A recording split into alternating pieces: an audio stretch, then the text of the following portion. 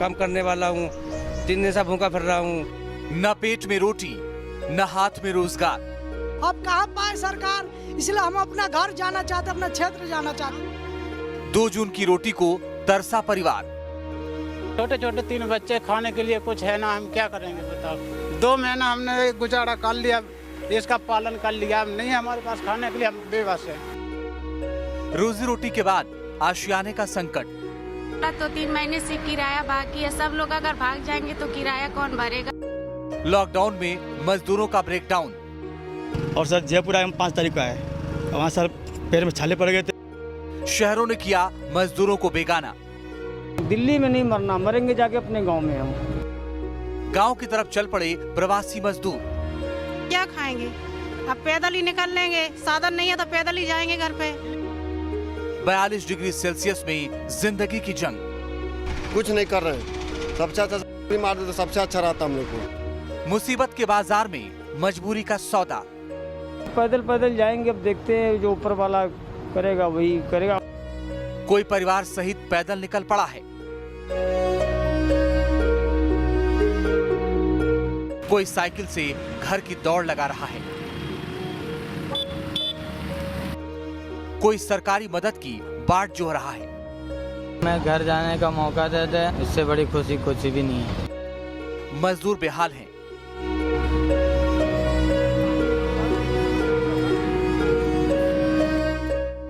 कोई बीच रास्ते दम तोड़ रहा है, तो किसी का दर्द छलक रहा है। हम लोगों को यूपी जाना है, चाहिए तो हमारा खून ले लो, लेकिन हमको यूपी भेज दो, दूसरी बार हम वापस नहीं आएंगे। मजदूरों को कोरोना नहीं, भूख मार डालेगी। देश में कोरोना कहर बरपा रहा है, तो जानलेवा बीमारी से जंग जीतने के लिए सरकार ने देश भर में लॉकडाउन लगाया, तो जिंदगी थम गई, उद्योग धंधे ठप हो गए, शहरों की रफ्तार पर ब्रेक लग गया, लोग अपने अपने घरों में कैद हो गए। महामारी और लॉकडाउन की मार सबसे ज्यादा प्रवासी मजदूरों पर पड़ी।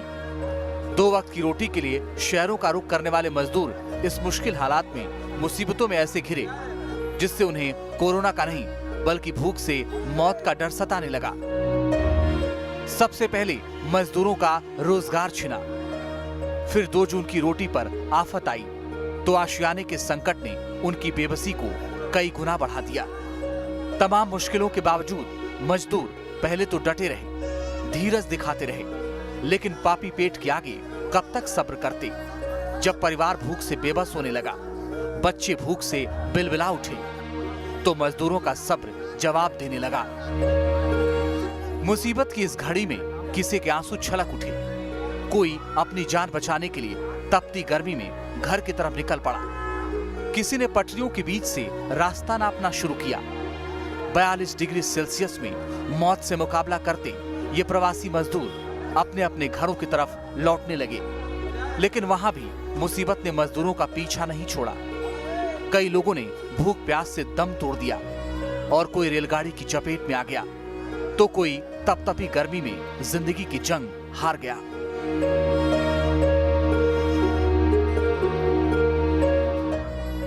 कैसे लॉकडाउन ने किया प्रवासी मजदूरों का ब्रेकडाउन, क्यों घर लौटने की जल्दी में मजदूर लगा रहे हैं जान की बाजी, और कैसे मजदूरों की मजबूरी पर हो रही है सियासत, दिखाएंगे आगे। आप बने रहिए न्यूज नेशन के साथ। शहरों से प्रवासी मजदूर पलायन कर रहे हैं। लॉकडाउन से उनकी रोजी रोटी पर आफत आई तो उन्होंने घर वापसी करना ही बेहतर समझा। देश के बड़े बड़े शहरों में उद्योग धंधे से लेकर तमाम व्यवसायों की मजबूत धुरी रहे इन मजदूरों को रोटी के लाले पड़े तो उनका सब्र जवाब दे गया। गुजरात की सूरत में मजदूरों की पुलिस से झड़प हुई तो अहमदाबाद में घर वापसी की बाट जोहते मजदूरों का जत्था दोबारा इन शहरों में लौटने से तौबा कर रहा है। सूरत में सड़क पर संग्राम।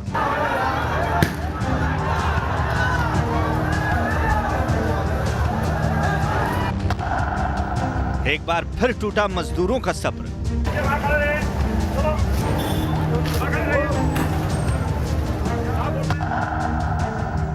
घर जाने की मांग को लेकर हंगामा।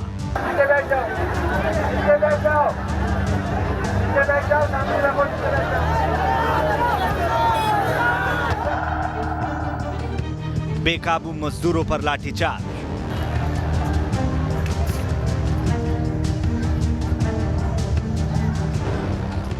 पुलिस ने आंसू गैस के गोले छोड़े।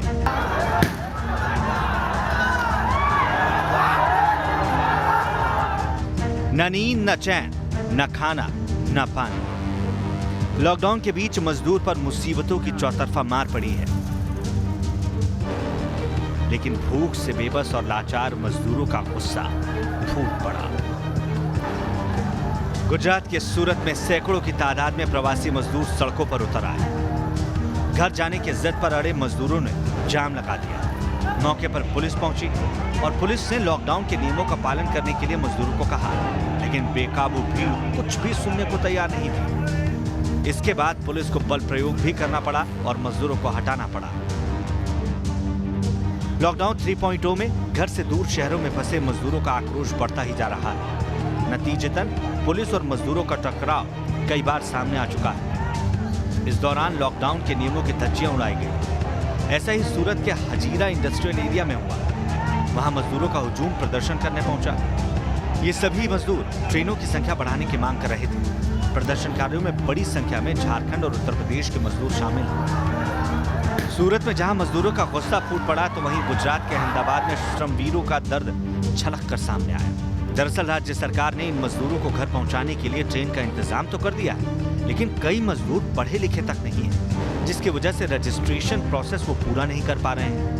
अहमदाबाद आरटीओ सर्कल पर मजदूरों का ग्रुप ऐसी ही परेशानियों से 1-2 दिन नहीं बल्कि पूरे 7 दिनों से दो चार हो रहा है। चिलचिलाती गर्मी और दिनों दिन चढ़ते पारे के बीच मजदूर भूखे और प्यासे हैं। कोरोना के चलते जो लॉकडाउन हुआ है, उसके कारण सबसे ज़्यादा परेशानी मज़दूरों को हुई है, सबसे ज़्यादा दर्द मज़दूरों को हुआ है। हम अहमदाबाद में हैं।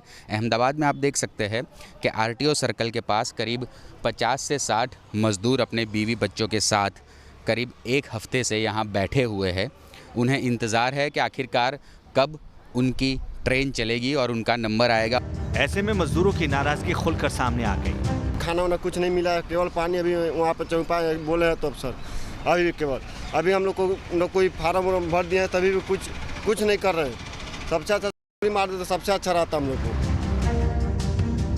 घर जाने के इंतजार में कुछ मजदूरों के हालात दिन ब दिन बदतर होते जा रहे हैं। वो किसी भी तरह घर भेजे जाने की गुहार लगा रहे हैं। आज सवेरे से ही अहमदाबाद के गोता इलाकों में करीब हज़ारों मजदूर ऐसे हैं जो अपना अपना सामान लेकर यहाँ पर पहुँचे हुए हैं, लेकिन उनकी समस्या ये है कि ना ही उन्हें फॉर्म दिया गया है और कल जो यहाँ से बस निकली थी मज़दूरों को लेकर, वो आज बस नहीं आई है। अब माहौल इस तरह का है कि आखिरकार अब ये लोग जाए तो जाए क्या। ये लॉकडाउन में इतने परेशान हो चुके हैं कि ये कहने से भी हिचकते नहीं हैं कि वो दोबारा शहरों का रुख नहीं करेंगे। बहुत सारे लोग ऐसे हैं जिनके हाथ पैर में तकलीफ है, इनके भी पैर में तकलीफ है। बहुत सारे ऐसे भूखे हैं, यहाँ पानी तक का व्यवस्था नहीं है, कुछ भी नहीं। हम लोगों को यूपी जाना है, चाहिए तो हमारा खून ले लो, लेकिन हमको यूपी भेज दो, दूसरी बार हम वापस नहीं आएंगे। केंद्र सरकार मजदूरों को उनके घर तक पहुंचाने के लिए राज्य सरकारों की रजामंदी से श्रमिक स्पेशल ट्रेन चला रहे हैं। हालांकि इसमें एक बार में 1100 से 1200 यात्री ही सफर कर सकते हैं। घर जाने की आपाधापी में जिन मजदूरों को ट्रेन नहीं मिल रही है, उनका गुस्सा भड़क रहा है। अहमदाबाद से पूरब पटेल के साथ टीम न्यूज़ नेशन। कोरोना काल में प्रवासी मजदूर भूख से बेबस हैं। सरकार के तमाम इंतजाम के बावजूद मजदूरों का पलायन है कि थमने का नाम नहीं ले रहा। मजदूरों के पास न तो खाना है, न ही पैसे। ऐसे में इनके पास अपने घर लौट जाने के अलावा और कोई चारा नहीं।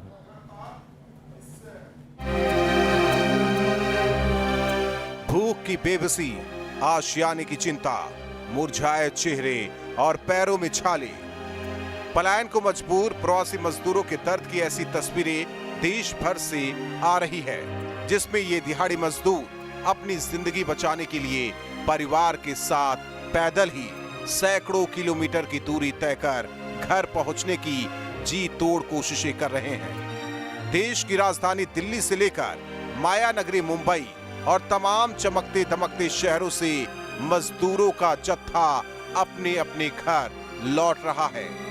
इन मजदूरों के चेहरे उन सपनों के टूट जाने से मुरझाए हुए हैं जिसे लेकर उन्होंने शहरों का रुख किया था। इनके चेहरे की चमक उन उम्मीदों का दिया बुझने से खत्म हो गई जो इन्होंने शहर से लगाई थी। देश की राजधानी दिल्ली में कई सपने, कई उम्मीदें लिए आए प्रवासी मजदूरों को जब 2 जून की रोटी के भी लाले पड़ गए तो उन्होंने सपनों की इस दुनिया को छोड़कर अपने घर का रुख किया। सरकार की अपील का भी प्रवासी मजदूरों पर कोई असर नहीं पड़ रहा है। रोटी का संकट खड़ा हुआ तो घर वापसी के लिए मजदूर मजबूर हो गए। कुछ लोग ट्रेन से घर वापसी की उम्मीदें सजोए हैं तो कुछ पैदल ही अपनी मंजिल की तरफ निकल पड़े। यहाँ आप देख सकते हैं ITO के पास अगर आप यहाँ देखें जो माइग्रेंट वर्कर्स हैं, हालांकि बताया जा रहे हैं कि ये कुछ लोग यूपी जाना चाहते हैं, कुछ मध्य प्रदेश जाना चाहते हैं। उनसे पहले बात करते समझते हैं कि वो आप लोग पैदल क्यों जाना चाह रहे हो? बिलदारी करते थे, वो काम शाम सब बंद हो गया, कोई रास्ता ही नहीं है हम लोग के लिए, इसलिए गाँव जा रहे हैं। लेकिन जब बंदी है तो बंदी में कैसे जा पाओगे? जब लॉकडाउन है उसमें कैसे जा पाओगे? हमारे पास कोई रास्ता भी तो नहीं है। वाहन चल नहीं रहे, सरकार ने ट्रेन चलाई है, ट्रेन से क्यों नहीं जाते? ट्रेन से कोई अगर मिलेगी पास ना है। सर अब क्या करें, मजबूरी है, खाना पीना मिल नहीं रहा है हमको। दिल्ली से पलायन करने वालों में 60 साल के शैलेंद्र भी हैं। भूख प्यास से जब वो राजधानी में बेहाल हो गए, ट्रेन की टिकट के पैसे नहीं बचे, मुसीबत की इस घड़ी में बच्चों को याद कर उनका दर्द छलक आया। आपको डर नहीं लग रहा है? इतनी दूर पैदल जाएंगे, आप थक जाएंगे, आपके पास पैसा नहीं है, पानी की जरूरत पड़ेगी, क्या कैसे जाएंगे? सर वैसे ही जाएंगे, ऐसे भी मर रहे हैं हम लोग, वैसे भी मर रहे हैं। परिवार की याद आ रही होगी वहाँ पे? परिवार वाले भी घर पर रो रहे हैं सर। कोई मदद नहीं कर रहा है सर? सर कोई मदद करने को राजी नहीं है।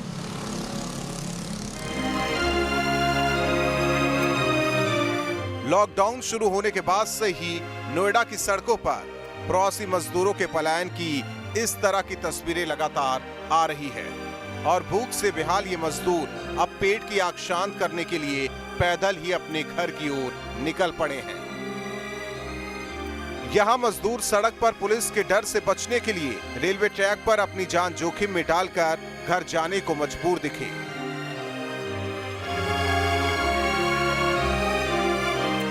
दिल्ली से सटे गाजियाबाद से भी मजदूर पलायन को मजबूर हैं। यहाँ से मजदूरों का हुजूम पैदल ही गोंडा के लिए निकल पड़ा। इन मजदूरों को पुलिस ने रोका। सर 2 महीने हो गए, 2 महीने में 1 रुपये का कोई सामान हम लोग को नहीं मिला कि मतलब खाने के लिए कुछ मिल जाए। कब तक हम लोग ऐसे काम चलाएंगे? कहाँ से पैसा जाएगा? रोज कमाते थे, रोज खाते थे। पलायन को मजबूर मुंबई के इन मजदूरों की हालत भी देखिए। कैसे गोद में बच्चा लेकर ये महिला पैदल ही हजारों किलोमीटर की दूरी नापने के लिए लगातार चली जा रही है। वहीं बाकी लोग भी अपना सामान उठाकर कर्मभूमि को छोड़कर जन्मभूमि की ओर चल पड़े हैं।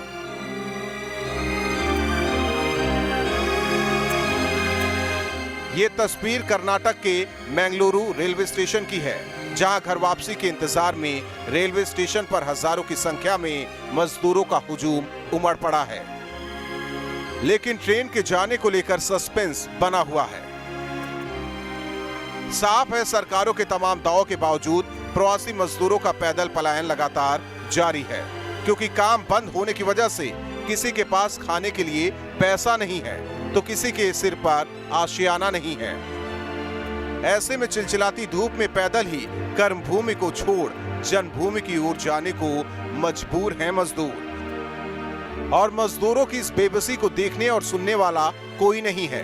Team news nation. शहरों से अपने घर लौट रहे मजदूर अपनी जान जोखिम में डालकर भी सफर कर रहे हैं। यूपी के कई शहरों में पैदल चलते मजदूर थककर चूर हो चुके हैं।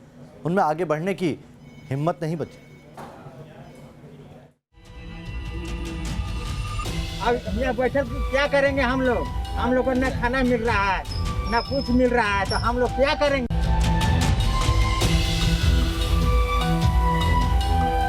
ये हमारे देश के मजदूर हैं, राष्ट्र के निर्माता हैं, लेकिन हालात देखिए, राष्ट्र निर्माण में अपने खून पसीने से योगदान देने वाला ये वर्ग आज मजबूर है।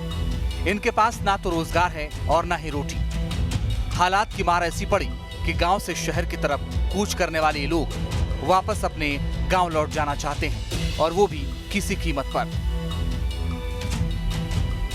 तो पेमेंट चाहिए, घर जाने के लिए गाड़ी चाहिए, और अब यहाँ बैठल क्या करेंगे हम लोग? हम लोग को न खाना मिल रहा है, न कुछ मिल रहा है। पैदल कैसे जाइएगा? हम पैदल ही जाएंगे, पैदल हेट के जाएंगे। पैदल चलना पड़े या साइकिल से सैकड़ों मील का सफर तय करना पड़े, ये गांव पहुंचने के लिए हर चुनौती का सामना करने को तैयार है। कुछ नहीं है साहब, हमारे लिए तो हम भूखे मर रहे, प्यासे मर रहे, घाम धूप में मर रहे। हाँ, कोई हमें साधन ही नहीं है। ये बताओ तो हम जा रहे अपने गांव के, बस क्या करें? 22 मार्च से काम बंद हो गया, तो जब से कुछ नहीं है। कोई मदद आपको? कोई मदद नहीं, कुछ भी नहीं मिला है। प्रवासी मजदूरों का एक ग्रुप कानपुर के जाजमऊ इलाके में रुका हुआ है। इन्होंने कहा कि थक चुके हैं, अब वो आगे पैदल नहीं चल सकते। कानपुर के जाजमऊ इलाके में इस वक्त हम मौजूद हैं, और यहाँ आप देखिए, यहाँ पर सोनभद्र जाने वाले लोग हैं जो कि पैदल पहुंचकर यहाँ आए हुए हैं। छोटे छोटे बच्चे हैं, बुजुर्ग हैं, महिलाएं हैं, लेकिन ये लोग अब आगे पैदल नहीं जा सकते, और ये लोग यहाँ पर अपना डेरा जमा के रखे हुए हैं। कितने लोग हो आप लोग? 45 लोग। हाँ, अब आगे पैदल नहीं जा सकते? नहीं जा पाएंगे सर जी, आगे पैदल नहीं जा सकते हैं सर। देखिए बच्चे हैं सर जी, नहीं जा पाएंगे सर, पैदल बहुत लगे जाएंगे, बाल बच्चे छोटे छोटे लिए, 13 पर बच्चे हम लोग लिए हैं, कैसे जा पाएंगे साहब पैदल? वहीं शाहजहांपुर में बड़ा हादसा होते होते टल गया। यहाँ कुछ मजदूर श्रमिक स्पेशल ट्रेन से इसलिए कूद गए क्योंकि शाहजहांपुर में ट्रेन का स्टॉपेज नहीं था। इस घटना ने औरंगाबाद हादसे की यादें ताजा कर दी, जहां एक मालगाड़ी ने 16 लोगों को रौंद दिया था। ट्रेन से कहाँ कूदे? यही पे सर उतरा था। कहाँ से आए हो तुम? हमारा सर से। यहाँ पर ट्रेन नहीं रुकी थी क्या? नहीं सर। सभी लोग साथ में ही क्या? सवाल ये भी है कि आखिर जब सरकार मजदूरों को उनके घर पहुंचाने के लिए श्रमिक स्पेशल ट्रेन चला रही है, तो फिर वो पैदल यात्रा करने पर मजबूर क्यों है? सरकार की तरफ से बार बार मजदूरों से पैदल यात्रा नहीं करने की भी अपील की जा रही है। व्यक्ति यदि कहीं भी हमारे श्रमिक या कामगार साथी हैं तो पैदल ना चलें, और पैदल चलने से एक और बीमारी का खतरा भी है, सुरक्षा का भी खतरा है, और उन्होंने बार बार इस बात पर बल दिया है कि कोई भी श्रमिक पैदल न चले। लॉकडाउन 3 में सरकार ने थोड़ी रियायत बरती है, कुछ उद्योगों को शर्तों के साथ चलाने की अनुमति भी दी गई है, लेकिन अगर मजदूर ऐसे ही पलायन करते रहे तो इन फैक्ट्रियों में काम कैसे होगा? Team news nation. इस बीच प्रवासी मजदूर पर केंद्र और पश्चिम बंगाल सरकार में भी ठन गई है। गृह मंत्री अमित शाह ने पश्चिम बंगाल की मुख्यमंत्री को चिट्ठी लिखी और मजदूरों की घर वापसी में रुकावट खड़ी करने के आरोप लगाए। उसके बाद मजदूरों पर हो गई शुरू महाभारत। बंगाल में मजदूरों पर महाभारत।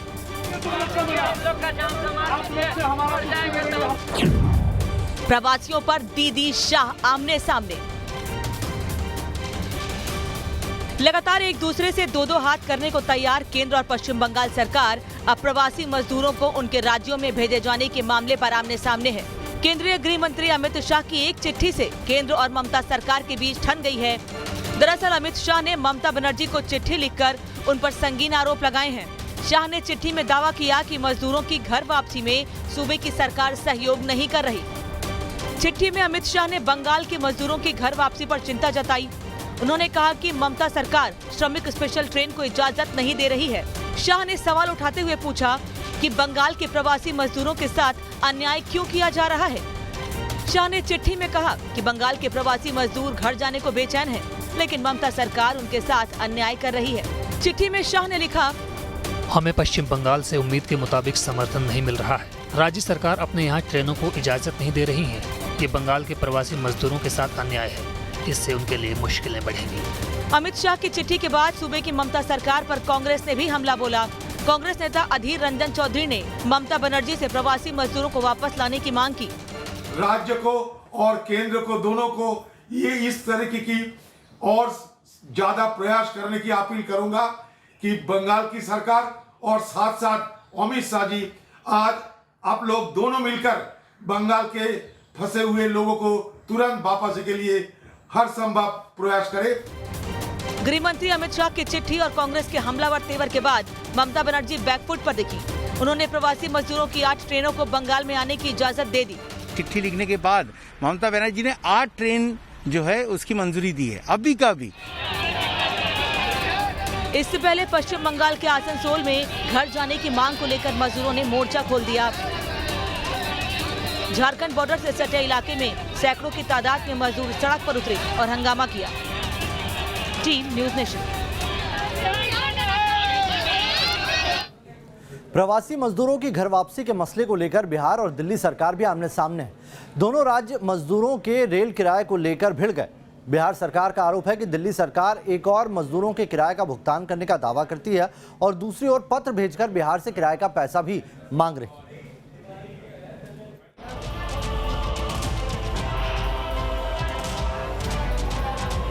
प्रवासी मजदूरों की घर वापसी आजकल एक बड़ा मुद्दा बना हुआ है और अलग अलग राज्यों में फंसे प्रवासी मजदूरों को उनके गृह राज्य तक भेजने के लिए लगातार श्रमिक स्पेशल ट्रेन चलाई जा रही है। लेकिन अब इन श्रमिक स्पेशल ट्रेन के किराए का मुद्दा राजनीति का रंग लेने लगा है। ताज़ा मामला बिहार और दिल्ली सरकार के विवाद के रूप में सामने आया है।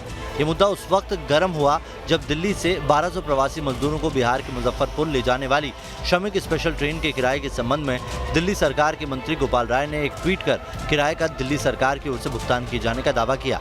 अपने ट्वीट में गोपाल राय ने लिखा कि श्रमिकों को लेकर दिल्ली से मुजफ्फरपुर बिहार के लिए रवाना हुई ट्रेन में सवार सभी 1200 लोगों का किराया देगी अरविंद केजरीवाल सरकार। गोपाल राय के इस ट्वीट का जवाब बिहार के जल संसाधन मंत्री संजय झा ने ट्वीट करके दिया और दिल्ली सरकार पर सफेद झूठ बोलने का आरोप लगा दिया। संजय कुमार झा के बाद बिहार सरकार के मंत्री नीरज कुमार भी गोपाल राय पर बरसे। दिल्ली सरकार के माननीय मंत्री सफेद झूठ बोलते हैं। उनके नोडल अफसर हैं पीके गुप्ता, उनका ये पत्र है। राजनीतिक रूप से लज्जा नहीं महसूस होता है। किराए की मांग की चिट्ठी सामने आ जाने के बाद दिल्ली सरकार के मंत्री गोपाल राय को भी अपनी ओर से सफाई देने के लिए सामने आना पड़ा। अगर बिहार सरकार ने अगर वहां से कोई एक सिंपल सी बात है कि अगर उन्होंने पेमेंट करने के लिए अगर कोई चिट्ठी भेजी है तो वो सार्वजनिक कर दें। इस मामले में तीखा मोड़ तब आ गया जब बिहार विधानसभा में विपक्ष के नेता तेजस्वी यादव ने गोपाल राय के ट्वीट के जवाब में ट्वीट कर न केवल दिल्ली सरकार का धन्यवाद किया बल्कि अपनी पार्टी की ओर से किराए का भुगतान करने की पेशकश की। बिहार सरकार के मंत्री नीरज कुमार ने तेजस्वी यादव के इस ट्वीट को राजनीति के तहत बिहारी मजदूरों को अपमानित करने की साजिश करार दिया। के साथ खड़े होते हैं तेजस्वी यादव जी, जिनका लोकेशन नहीं पता है, लोकेशन कहाँ है। तो इसका मतलब साफ है कि दिल्ली में जो भी घटनाएं हो रही हैं राजनीतिक घटनाक्रम के तहत तेजस्वी यादव की भूमिका है प्रवासियों को अपमानित करवाने में।